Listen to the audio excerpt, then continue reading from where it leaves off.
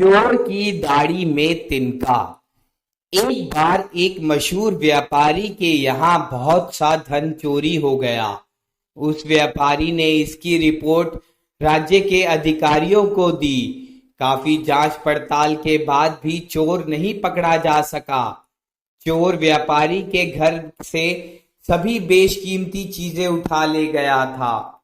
उसके पास बर्तनों और साधारण वस्त्रों के अलावा कुछ भी बाकी नहीं बचा था।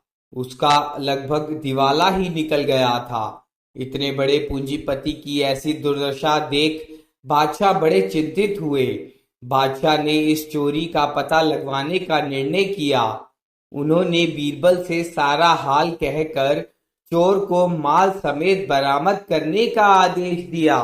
बीरबल ने बादशाह की आज्ञा का पालन किया। उसने उस व्यापारी को बुलवाया जिसका माल चोरी हो गया था। इसके पश्चात उससे पूछा, तुम्हें किसी पर संदेह है? यदि किसी पर शक हो तो स्पष्ट बता दो। घबराओ नहीं, तुम्हारी सब संपदा मिल जाएगी। व्यापारी को बीरबल की बातों से बहुत ढांढस बंधा। बादशाह भी उस समय वहां मौजूद थे। व्यापारी ने उत्तर दिया, हुजूर, मेरे यह अनुमान है कि नौकरों ने ही मिलकर यह काम किया है, क्योंकि बाहरी आदमी को इतनी वाकिफियत नहीं हो सकती। किंतु यह भी सत्य है कि मैंने किसी को अपनी आंखों से ऐसा करते नहीं देखा, इसलिए मैं किसी दोषी नौकर का नाम बता पाने में असमर्थ हूँ। बीरबल ने सिपाही भेजकर व्यापारी के सभी नौकरों को बुलवाया। जब सभी नौकर आ गए तो बीरबल ने समान आकार की बहुत सी लकड़ी की पट्टी मंगवाई। उन पर कोई मंत्र पढ़ने का ढोंग करके एक एक लकड़ी प्रत्येक नौकर को दे दी और कहा, आज रात को यह लकड़ियां तुम लोगों अपने अपने घर ले जाओ। कल सुबह लाकर मुझको दिखाना। जो कोई चोर होगा या उसकी मदद से चोरी हुई होगी, उसके पास की लकड़ी आधी इंच बढ़ जाएगी। बीरबल के हुक्म से राज्य कर्मचारियों ने व्यापारी की नौकरों को अलग अलग कमरों में रखा और उनकी देखरेख के लिए चपरासी नियुक्त कर दिए गए।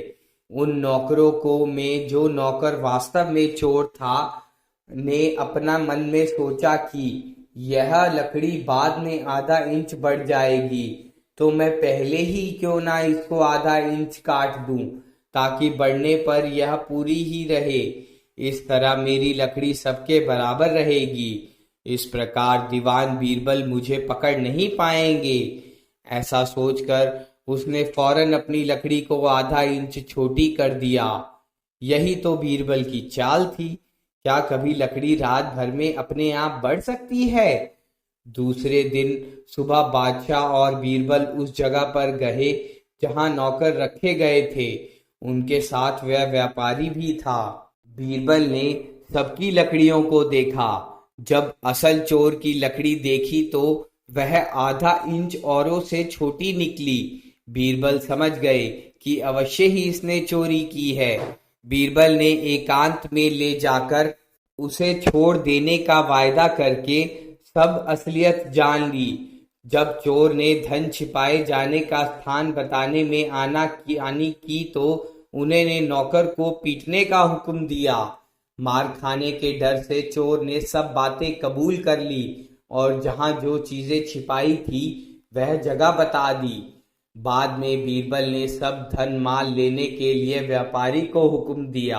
व्यापारी का जो कुछ माल चोरी हो गया था वह सब मिल गया। वह बहुत खुश था। बादशाह सब कुछ देख रहे थे। वह बीरबल की बुद्धिमानी से बड़े प्रसन्न हुए।